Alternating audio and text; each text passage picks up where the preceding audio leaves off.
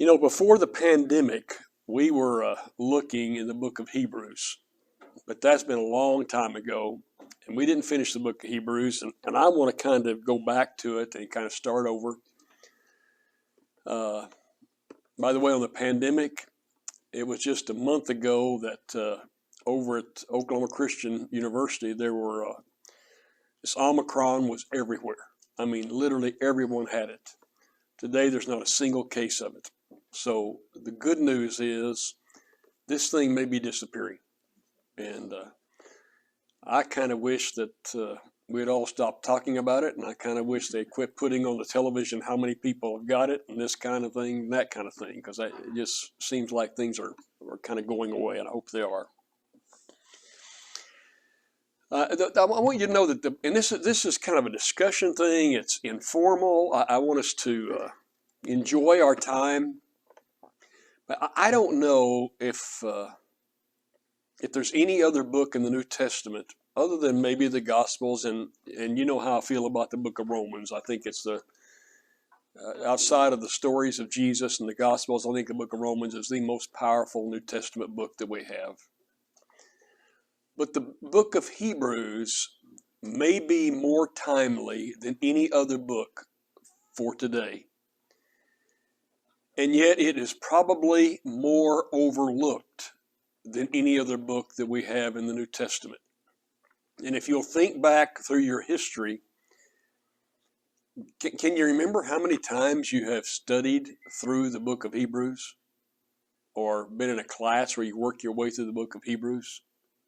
I mean, it just hasn't been very many times in all of our lives. And yet it's so applicable for right now. And you're going to ask the question, hopefully, well, why would it be so applicable for right now? Let me try to explain it like this. I don't know that I ever saw this movie. I really don't remember if I ever saw this movie or Susan and I saw this movie. But in 1973, that's been a while back, okay? I was a year and a half old or something like that. No, that's not quite right. But some of you on the back aren't paying attention, or you would have caught that. See, I've already lost you. But in 1973, there was a movie, and the primary actress and actor in that movie would be Barbara Streisand and Robert Redford. And the name of that movie was The Way We Were. The Way We Were. If I could retitle the book of Hebrews, I might title it The Way We Were. Now, why would I do that? Why in the world would I title the book of Hebrews The Way We Were? Well, the reason is when we as Christians, though we have made remarkable steps in changing our lives, in progressing in this walk of faith and becoming more and more like Jesus, when we get discouraged, or when we get angry, or when times get really tough, what do you think we do? Where do you think we go? Anybody have an idea?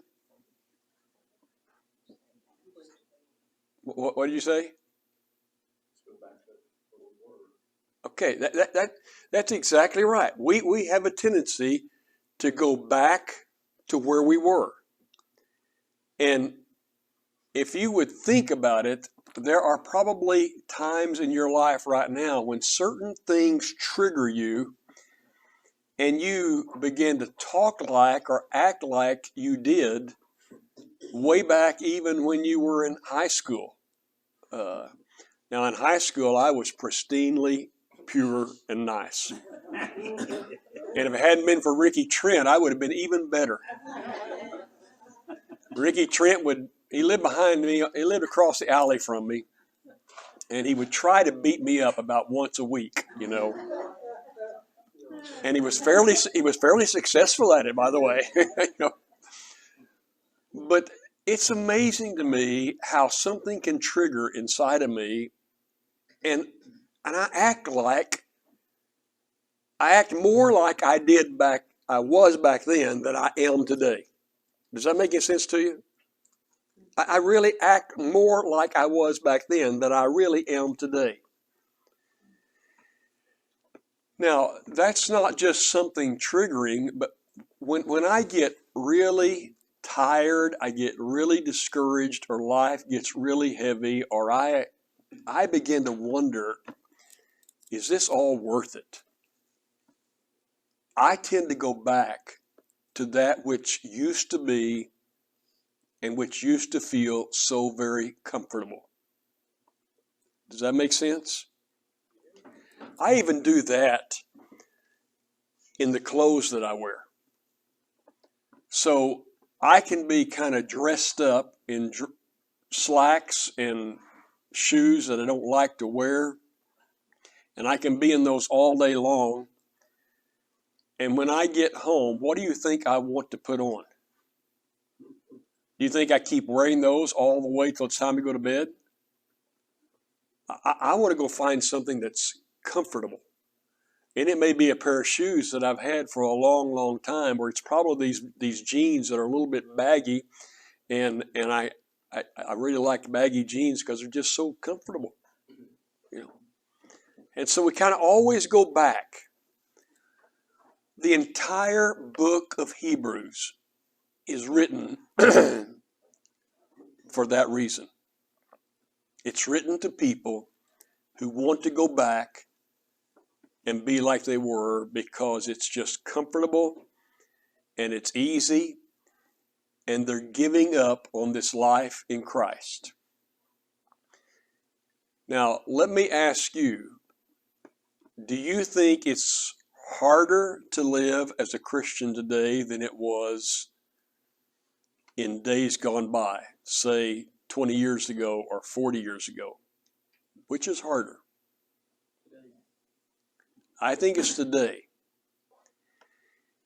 And if we could project forward, I had a person look at me this week, pretty defiant about a certain issue, and said, well, I want you to tell me what you're going to say no to in the next few years. And I said, how do I know what I say no to? I said, has the world changed very much in the last 10 years? And what do you think is going to happen in the next 10 years? And I said, anything that detracts from who we are and the mission of what we're supposed to be, we'll say no to.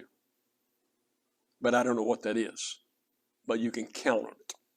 But there'll be some things we say no to.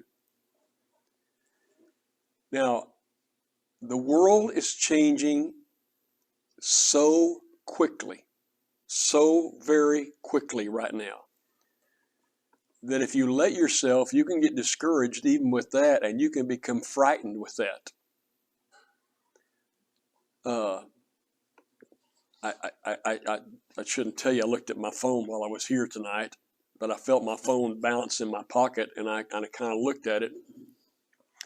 And it was a news clipping out of Oklahoma City. You know, as you're getting close to that downtown municipal center, the Paycom Center down there, you know those arches that go across? They had them colored tonight for Gay Pride. And the headline was, "This is the city in America that's becoming more queer." Now, I don't mean to be mean toward people with different identities. I will never be mean. I will never be unchristian in terms of my attitude. I have friends that are of that persuasion. I'm not mean to them. I just don't agree with it. And I stand up and tell everybody, I believe that God created male and he created female, and I believe that marriage is between a man and a woman. Okay? But it does not mean I'm going to be mean to other people. That only is an indication, though, of where our world is going at a very rapid pace. And there are other issues that are going at a rapid pace that are counter to what you and I may believe is right. And so, at the same time, those of us who proclaim that we are followers of the person named Jesus Christ are targets. Do you know that? We are more and more targets. Do you think that's going to get less? No. Do you think in the next 10 years that's going to get less? No. And so if you're going to walk in any walk and proclaim, yes, I do believe that Jesus is the Son of God, and I do believe, here's where it gets you really big trouble. I believe not only that, I believe there is one God who created this world. You're going to be looked at really strangely, and you may be heckled. Is that a word? I think it, yeah. And you may be mistreated, and in some circles you may have rocks thrown at you, and you may be attacked. Do you realize that? That is real life right now, even in our nation. I'm not here to fearmonger. I'm not here to make people, that's not what I'm saying. I'm just saying that our world is not friendly any longer. Our country is not friendly any longer to how you and I look at life and how you and I believe. Is that fair to say? And so if we don't grow in faith like we said last Sunday, and all those lessons from Romans, I mean, this Sunday will be the last lesson on faith from the book of Romans. But if we don't grow, when that going gets really tough, as they say, what will we do? I met today with 5 preachers. And they were, I invited them to be as vocal as they could possibly be. Kind, but vocal. It was really interesting, some of the things they said. And so I drew this little chart for them, and I said, I'm going to tell you how life works. And I showed them what it takes to have a different future than what we get if we don't make changes. But I said, the big thing in creating a new future is you have to make new choices. And I said to them, what do you think it takes to make these new choices? And they said, it's going to take a lot of courage to make those kind of choices, because there are going to be people who almost beat you to death. And I said, that's exactly right. It's going to take a lot of courage to make these kinds of choices, because people are going to fight and fight and fight. They will not like it. And the problem is, as it's been since the beginning of time, when we make these kind of choices and it gets really tough, we have a tendency to do what? To quit, to back up, to say, this is not what I signed up for. This is not what I planned for. This is just too hard. And so when we say that, where do we go? Where do we go? Back to what we know. Right back to what we know, and right back to where we were, and right back to the easy spot in which we lived. And when we get back to the easy spot, it feels pretty good, actually. Do you understand that? When we get back to the easy spot, it really feels pretty good. And that's exactly what is happening in the book of Hebrews. He gets some awful stern warnings though about it to go back. I mean, that's the other part of Hebrews. He's saying, don't go back. You come too far. Stay with it. Yeah. If you do, it'll be worse. Yeah, and that's an interesting thing. Greg is making a really great point, and it's obvious I'm not going to get in the text because you can look at that clock. But I want to tell you, by the time you get to chapter 10 of the book of Hebrews, and you listen to him talk about what happens when you go back and you ignore the Son of God who was sent to this earth, and you were once enlightened by the Son, and you go back, it is the most stern warning and condemnation that I can find in all the New Testament for Christians. It is the most stern warning I can find in all the New Testament if we go back. And so, though it's comfortable and though it's tempting, you can't go back. And yet the reality is, do you remember when I used the illustration Sunday, that crazy skydiving? You can't imagine how many times lately I've been making that illustration.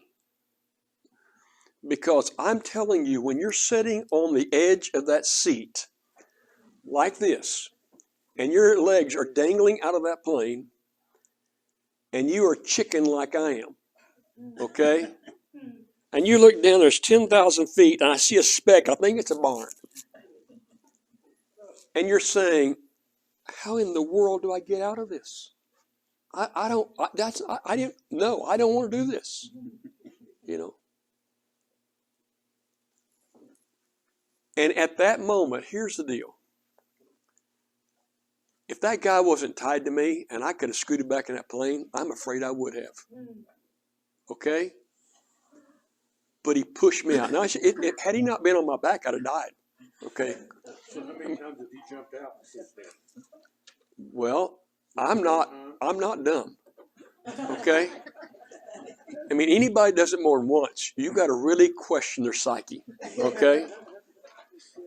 That doesn't answer the question. No, I'm not going out again. I'm telling you, my motto is up once, down once, and never again. Okay, I got this figured out. But let me tell you that that's exactly where we are. It's what God expects. There is a fabulous story in the Old Testament that everybody here can get up and teach better than I. Everybody can teach it better than I. But the people of God are by the Red Sea. Remember that story now? Who do they see coming? Pharaoh. And an army with Pharaoh. Is Pharaoh smiling? No. What's Pharaoh's intention? To kill him. No, he's going to kill him. He's at it. Now, what do they want to do? They can't. There's a sea there. They can't get across. What do they want to do? Go make bricks. They want to go back to the way they were, even though it was making bricks. I know the time's up. This is ending. They do that in the wilderness too. They did it in the wilderness too, over and over again. But here's the interesting thing that God says. He stands up in front of the people through Moses and says, everybody stand still and be calm. Now Moses does, I teach it all the time to in the leadership world. It's something called leadership presence. And he has wonderful leadership presence. He stands up in the midst of all this chaos and all this fear, and he says, everybody be calm, see the salvation of the Lord. But remember Sunday when I told you there's always a backstory? There's places in the scripture you don't know the whole story. It's obvious in Gideon's life that there's more to the story because Gideon's father wakes up one day and says, what happened to the altar? To Baal? What happened to that Asherah pole? Gideon, what did you do? Gideon had to answer for Gideon's father to take action like he did. There's more to the story because in verse 14, be calm. In verse 15, you get this idea that there's part of the story that's missing because Moses is apparently hiding behind a rock and he's saying, God, what in the world are we going to do with this? You know what God's answer is? You go forward. You don't back up. You go forward. Take that piece of wood you got in your hand, that long stick you got in your hand, touch the water, and you go forward. See what I do? We're not the people who shrink back. We're the people who go forward. That's the book of Hebrews. And the writer of the book of Hebrews will spend the first 9 chapters saying, don't you understand you got it better than everybody else? And then he'll say after chapter 9, and if you go back, you'll have it worse than everybody else. Okay, everybody with me? So we're going to take little snippets of that and do it for the next few weeks. We also want to go to that safe place where we're comfortable and not afraid of anything. That's exactly right. The way we were. And so that's what we're going to be doing for the next bit of time. And we're going to hit and miss. There are going to be some times. I think the elders, I don't know how many of you watched the show The Chosen, but there are going to be some times we're going to show some little snippets of The Chosen, because it's a movie, but it puts backstory, and I promise you, if you'll watch them together, you'll fall in love with this person named Jesus. It'll make Jesus come alive, and it'll make us not want to go back. Okay, so we're going to intersperse that along the way, okay? Burke, are you recording this? This is crazy, man. We record it, but You want to do it twice? no, but I'll go watch you. I'll stand on the ground and watch you come down. I went to Hinton, and I promise you, you don't want to go to Hinton. Go to a place that's a professional. All right.